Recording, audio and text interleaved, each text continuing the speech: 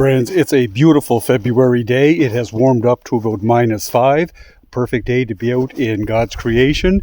And I want to show you two things today. I'm going to show you how to make campfire coffee, or at least how I make campfire coffee. And as well, a great technique for cooking over an open campfire. And it's called the V-log technique. So let me show you those two things today. So the first thing we want to do is clear out a nice spot here for the campfire. We got to get this snow out of the way.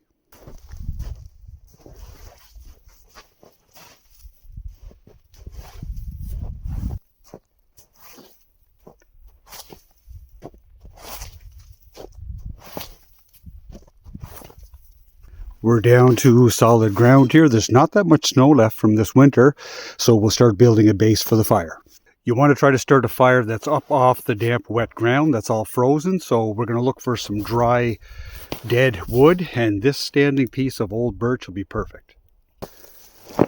So not only will this old dry wood make a good base for the fire, this old birch bark is one of nature's best fire starters. We're going to set this down now as the base, just to get everything up off of the snow and cold ground. Let's go find some more firewood to get this started.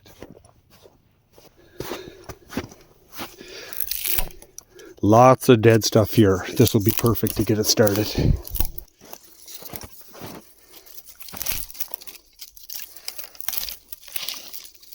So there's all kinds of dead stuff that's up off the ground and is really nice and dried out. So this is all perfect for burning.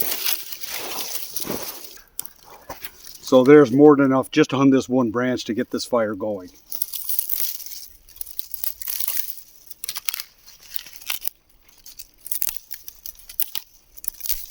So I'm not going to use any fire starter besides the birch bark that came on these original pieces. I'm just going to build the base on top of that and see if we can get it lit. So I'm going to get these pieces broke up nice and small.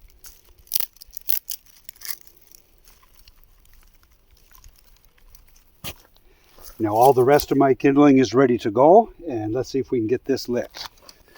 And friends, plan A for getting a fire going in the woods is always bring a lighter. It's a good skill to know how to make friction fires if you don't have a lighter. But like making a friction fire, starting a fire by rubbing sticks together, it should be plan D. It should never be plan A, although it's good to know, and I will be doing some videos in the future about making friction fires. But friends, you can get 3 or 4 of these a package at the dollar store. Carry them everywhere you go. Get yourself a lighter. Take it with you into the woods. So let's see if we can get this birch bark going here.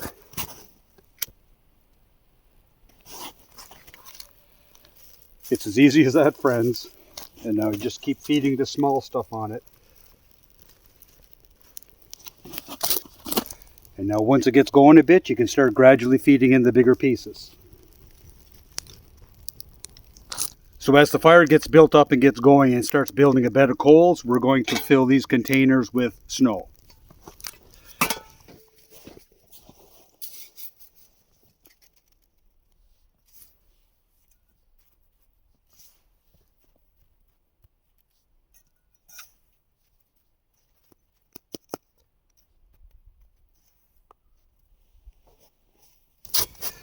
So after you get your fire established and you get a good bed of hot coals built up, the purpose of the V-log formation is for cooking. You can leave your main fire here burning and keep feeding that. Then you can just rake some hot coals back towards the V. If you have a frying pan, you can put that here on the bigger part. I'm just going to be boiling water today, you can set that back here, and it just gives you a surface to cook on that's nice and level and stable. So I'm going to start pulling back some of these coals now, and as far as if you're going to be melting snow, you'll probably have to fill this about 2 or 3 times before you get enough water.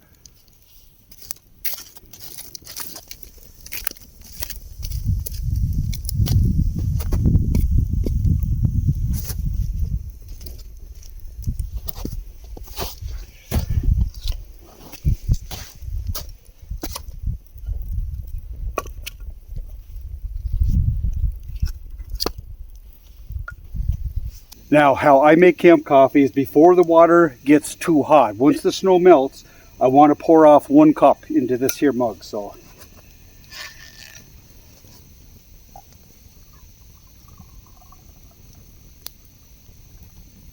And I'll put this back on to boil. We want that to boil, but we want this to be cold. I'm going to set this in the snow so it cools off. Now, I boil the coffee grounds in the water as it comes to a boil. I like coffee nice and strong. You can wait till the water boils and put it in after. It's up to you. So now I'm just going to let that come to a boil. So that came to a nice steady boil. I'm going to take it off now and let it cool. Now, as the coffee cools, the grounds will naturally sink to the bottom. So when you go to pour that, if you don't stir it up too much, you won't get many grounds in your coffee. Although I learned a good trick from watching Morse Kohansky videos years ago, and that's why I poured off the cup of cold water earlier. If you take that cold water while the coffee is still hot, and you just pour that in there, that will help all of the grounds be drawn to the bottom and they'll settle at the bottom. So we'll just give that a couple minutes.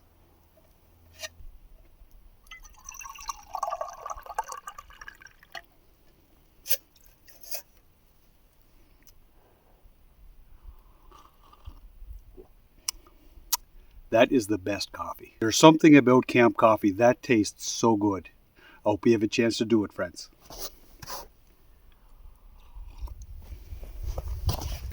So friends, that's how I make camp coffee using the vlog technique for campfire cooking. Let me encourage you to get out and enjoy God's creation, friends. Have a wonderful and blessed day.